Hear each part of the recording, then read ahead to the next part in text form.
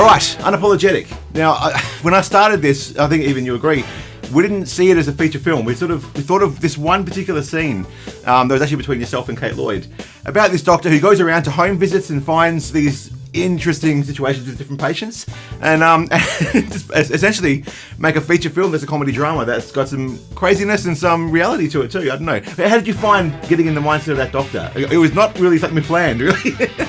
First of all, I must admit I didn't really have much of an idea of how it all pieced together into a broader story. You know, after 4 or 5 scenes. I guess so. Yeah. And then the penny dropped, Yeah. and I thought, that's what the mad so-and-so's on about. So, and obviously finding out the ailments, or maybe I still don't know what some of the ailments actually were of there is that. patients, but going through each one, I suppose the hardest thing was not to laugh. I found behind the camera, I was trying to hold up from laughing. Especially certain moments between you and Jules and you and Steve in particular. There was and you just kept a straight face. I don't know how we did it, but it came across beautifully. I don't know. I wonder if there is actually any outtakes. The weird thing is there's not. There's not. Like, you would have thought, you look at that, you think, that did 50 takes to get that right. But there really wasn't. You guys pretty much nailed that. Well, maybe that's testament to our professionalism. There you go. I'll just get it going so you can see what I mean. First time you're a composer for a film. Ah, yeah. I was looking for this quirkiness and this kind of vibe to it. Yeah. And the first cab off the rank, if you want, that I put together, I thought you'd probably look at it and listen to it and go, oh, maybe that's not quite what I was looking for. But 100% opposite. Yeah. So it was. Yeah.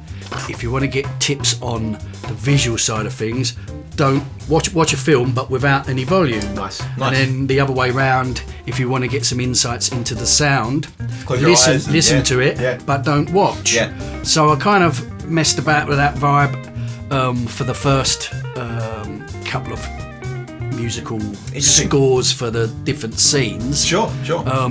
And that helped, but obviously your insights and your little clues as to what the scene was, and then obviously watching it, is different because it can't just be any song. No. It's got to kind of work. No, totally. It's got to back up what's going on. That's right. And maybe suggest what might be coming next. I don't know, but that's true. It was fun. There's a certain scene where you're just sitting outside having a cup of tea and you hear something, and then your reaction is just like, whoa, what was that?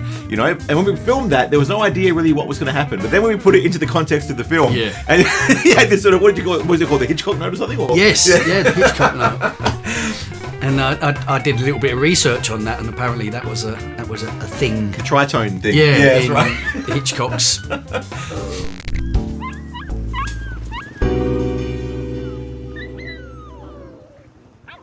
It was Psycho, I think. Psycho, But having that minor fifth, that flattened fifth sort of.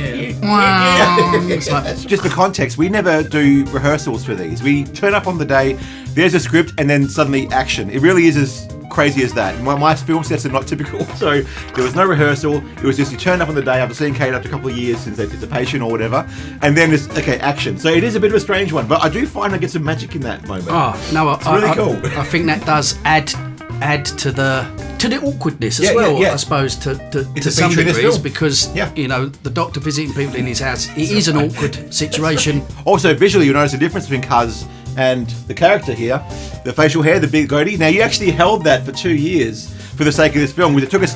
The idea behind this film was we started shooting this in 2023, and it was between other jobs we were doing because it was just one of those sort of fun projects that we just did when we had time. So the problem is we shot that scene with Kate, and you had that goatee. Then we had, let's make a feature film out of this. Now that meant dedicating to holding that goatee for many months, and it turned out to be a couple of years. So I appreciate that. And we even had to do the album launch of Funkylicious with me with a full beard. So this is me, trust me, I am a doctor. That's right. And we've got this Sunday coming up, Luna Palace Cinemas in Leederville, so that's the place to go. It's probably the only one we're going to get this year for screenings at this stage. There might be more, but guaranteed it is the one that's happening that we know of, because it's going into the festival circuit, which goes international for a few months, so we can't show that publicly while that's happening.